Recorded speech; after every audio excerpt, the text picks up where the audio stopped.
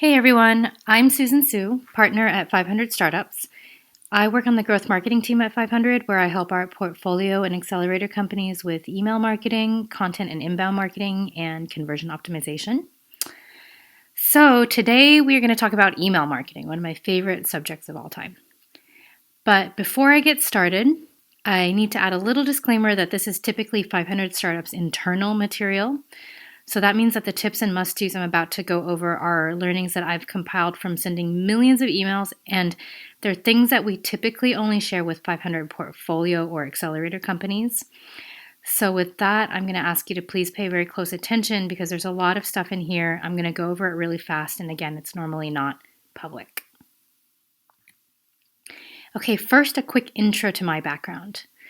Back in the day, I started working with a then little-known blogger named Ramit Sethi, who went on to become a New York Times, Wall Street Journal, and Amazon bestseller, all in 1 week, and one of the most successful and well-respected internet marketers in the world at iwillteachyoutoberich.com.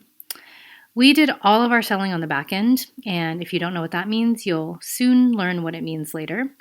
That is through drip email marketing, and we basically turned a blog into a completely bootstrapped mid-7-figure business. From there, I joined a media startup selling research and data to the Facebook and social apps ecosystem, which got acquired in 2011. And then I went over to AppSumo, promoting online and software products and the creators of SumoMe, which is today one of the most used suite of content marketing tools on the web. At AppSumo, I ran email marketing, that is daily email marketing, to a list of about 700,000 subscribers, making 6-figure revenues monthly just from that email list.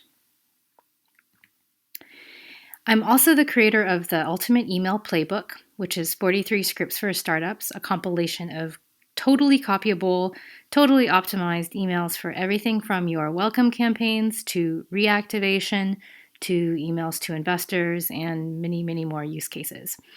It is my book of shortcuts from working with hundreds of startups on their email marketing, and you can check it out at emailforstartups.com/ultimate-email-playbook. Okay, so I know that some of you, and yes, the screen is supposed to be black right now. I know that some of you may be wondering if there's going to be any new material in this webinar since you've seen my email for marketing for startups webinar that I previously recorded, or maybe you've been to one of my public talks at a conference or accelerator programming or whatever. So this is what I have to say to that question.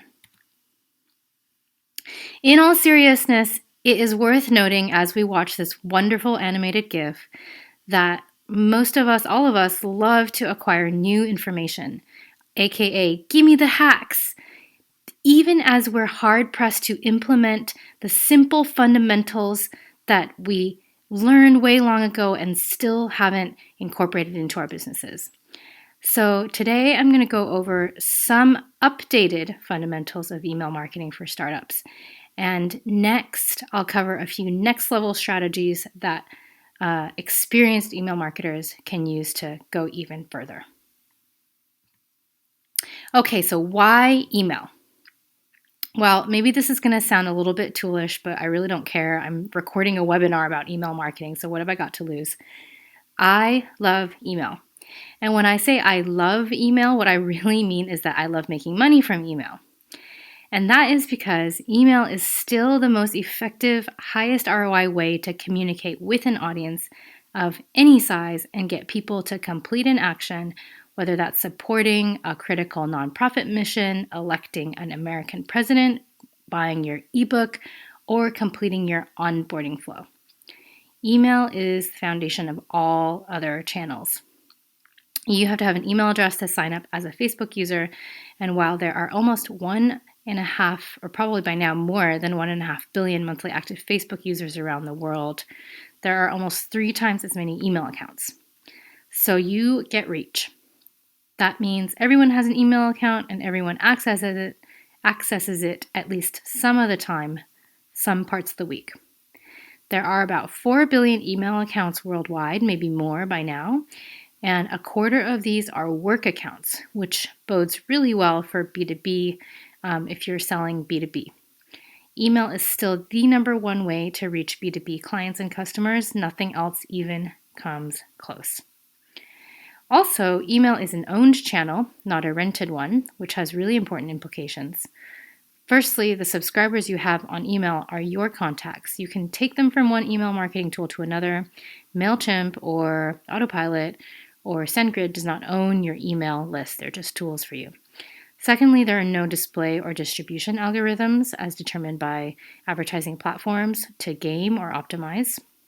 And finally, email marketing efforts are fully trackable, which I love. You can track every key action in your email campaigns, slice and dice by segments, and even track one-to-one emails with tools like Sidekick by HubSpot, my current favorite. All right, so email marketing is the miracle cure. What is next? Well, before we get into the details of where you're going to build your swimming pool full of money, this is the reality. The challenges in email marketing are really big. It starts with deliverability, which I'll talk about later in this webinar. But after your email gets delivered, there are still more challenges. The reality is that the average person gets over 500 marketing emails per month. That's the average person, and that's just marketing emails. That's the average person, I repeat, not your recipient, who might even be more sought after if they're in an especially valuable demographic. So how do you get people to actually open the emails that you've so painstakingly written and scheduled? While average open rates across most industries hover around 23 to 25%, you will get a higher open rate if your list is nicely targeted, which is a bigger subscriber acquisition question. And you'll get a higher open rate if your brand is well regarded in its niche, i.e., it's a recognized and liked from name. But what if you're just a startup, just getting started, and you don't have a lot of this going for you? You don't have a lot of brand recognition. Well, the number one problem with most startups' email marketing is that they're not doing it, or they're not doing it consistently. But once they start doing consistently, they, aka you, face an even bigger problem, one that's a lot harder to solve than just setting up your first welcome email and hitting send. Most of us are focused on ourselves most of the time. Deeply, addictively focused on ourselves. We just can't look away. The problem is your customers and your subscribers are just as deeply, addictively focused on themselves as you are on yourself, your startup, your metrics that you're trying to hit by the end of this week. At this point, those customers and subscribers still don't care about your product, and they probably don't even remember your brand's name. So let's quickly review the customer awareness life cycle as a basis for how to solve this problem. To me, this is really helpful in illustrating where email marketing comes into play. So most people who have the potential to be great future customers for your business are still hanging out in the unaware or only in the problem-aware stages of this life cycle, those first two stages. So if you blast them with a bunch of emails about your product or brand while they're still hanging out in the unaware or only in the problem-aware phases, they will unsubscribe. Your job, rather, with email marketing, your job is to move your customers along from unaware to problem-aware to solution-aware to product-aware. That's where you get to tell them about what your product actually is and not any earlier in this life cycle, to finally conversion. And you do this through lifecycle messaging. Email is one, in my opinion, the most effective form of lifecycle messaging, but it's not the only one, and it should be accompanied and amplified by your work on other channels, retargeting, mobile, and intent-based ads.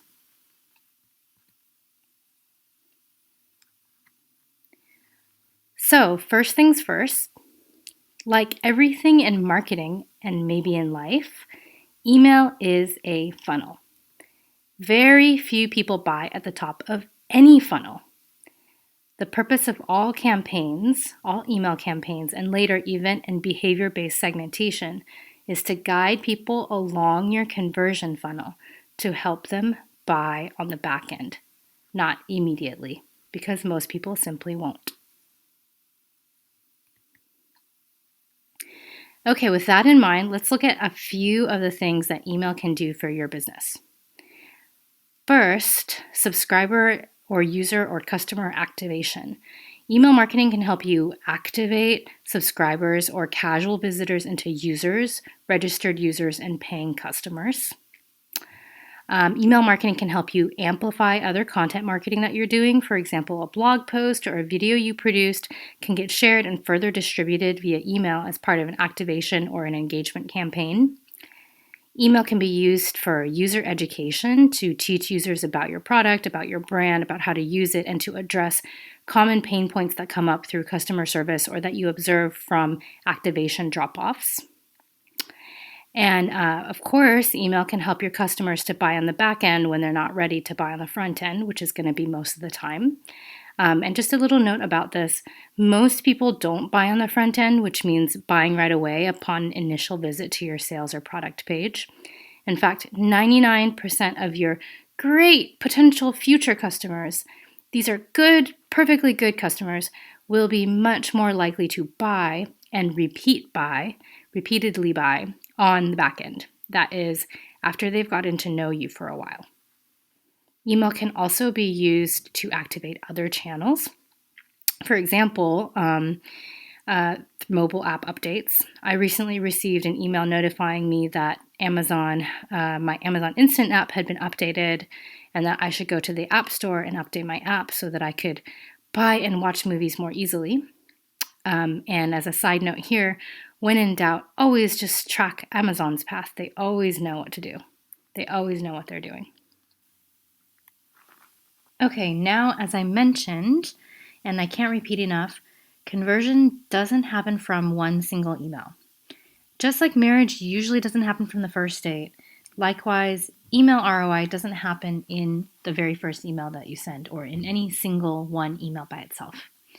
So on this slide, here's a quick breakdown of a few of the types of campaigns you can send to subscribers to move them along. Now, the key to winning with email marketing is consistency and repetition and great psychological copy, but we'll get into that later. For now, let's just take a look at the campaign coverage you should be aiming for so that you're not random and low ROI, but instead consistent, strategic, and actually effective. Each of these campaign types can have a lot of single messages strung together within them. So let's go over what they are. Okay, so with your welcome campaign, which can extend beyond your first single welcome email, you want to confirm sign up, set expectations, and then train open and click behavior.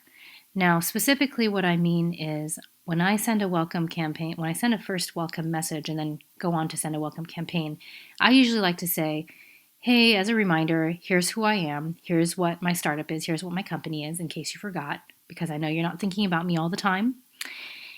And here's why you signed up, and I'm just making good on that promise of why you signed up. And here's what you can expect over the next couple of days. Over the next couple of days or over the next week, I'm going to be sending you some great tips about how you can improve your email marketing as a startup.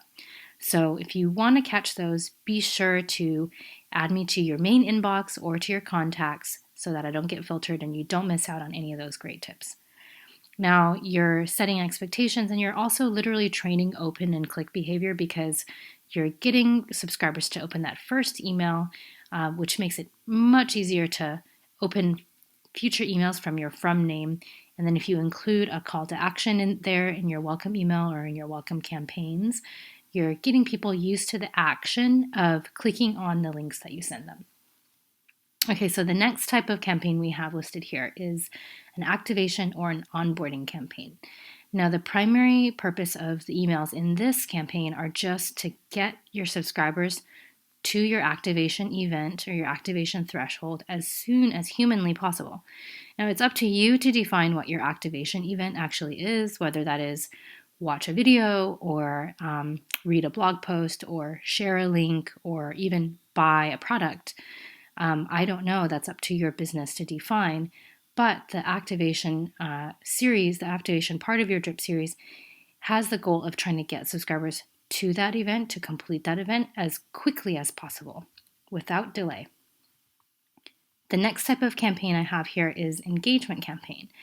Now, an engagement campaign, it consists of emails that are there to get subscribers either to your next level of your next activation threshold. So, from a first-time user to a repeat user, from a a one-time buyer to a repeat buyer, or just to keep your leads warm through a newsletter where you maybe can amplify some of your content that you're publishing in other areas. Next, we have a conversion type campaign or multiple emails within a conversion campaign. Now, these are what I call the hard sell, where you're actually encouraging users to purchase or to complete in a much stronger fashion the action that you want them to complete. And then we have reactivation, which is kind of a broad category that it's basically an incentivized wake-up call for dormant users. Now, again, there are actually more types of email campaigns that I could not fit onto this slide, sadly. Here in my notes, I also have listed some stuff like retention campaigns, which are event-based triggers aimed at retaining users who you know are about to drop off based on your tracking.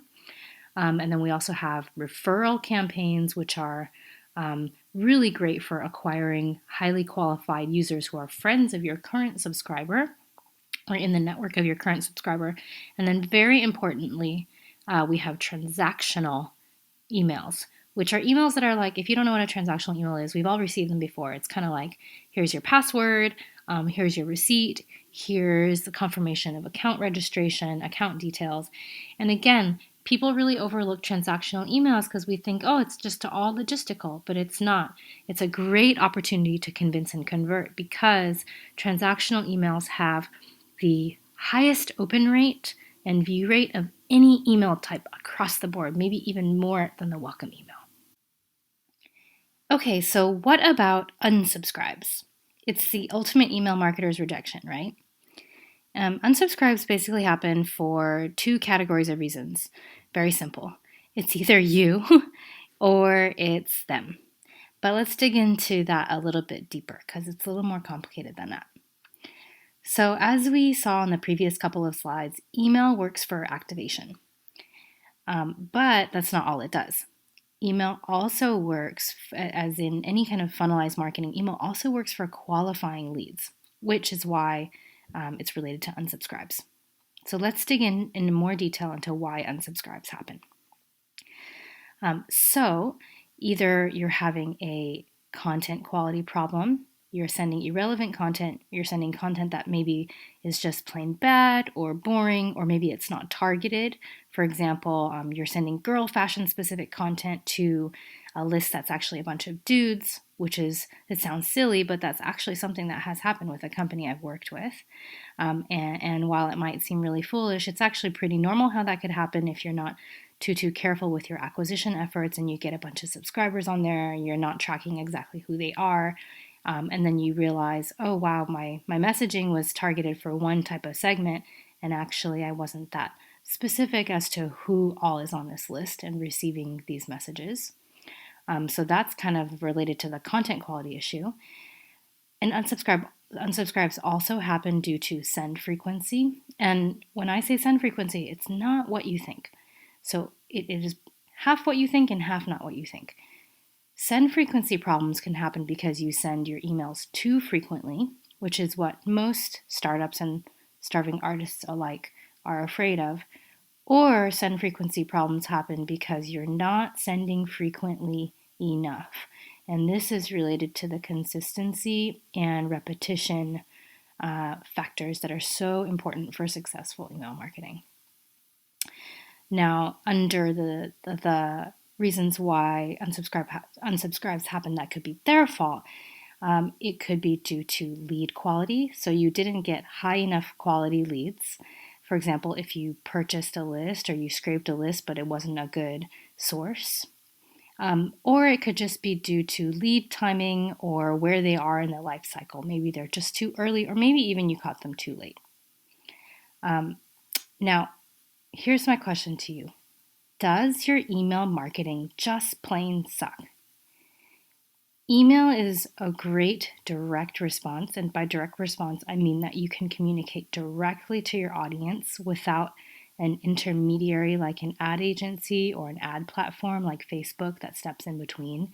Email is a great direct response channel. This is the one big way that email is really different from advertising, and it's worth keeping in mind because once you start treating email like advertising, then you're definitely doing it wrong. Direct response is really useful because it gives you immediate feedback on whether your marketing is good or not. So if people unsubscribe or they don't open, etc., then that's basically telling you something about your work. Now, that said, since I love presenting contradictions, since they are the reality of life, here's the most important thing of all once you've studied up on all your psychological marketing, on your copywriting, and you know that it's not because your content just plain sucks. Here's the most important thing to remember. Now, sometimes people unsubscribe because your email marketing sucks, but other times people unsubscribe because they're just the wrong customer. In those cases, let them go. Focus on targeted, cost-effective acquisition instead. All right, so that wraps up this webinar on the fundamentals of email marketing for startups with me, Susan Sue, partner at 500 Startups on the growth marketing team. Next up, I have my next webinar, the golden rules of email marketing, where I break down all the do's and don'ts of how to do your email marketing. And if you're looking for even more, please check out my site, emailforstartups.com, or my playbook of scripts that you can steal at emailforstartups.com/ultimate-email-playbook. Or find me on Twitter at SusanFSue, and I'll look forward to talking to you soon. Thanks again for watching.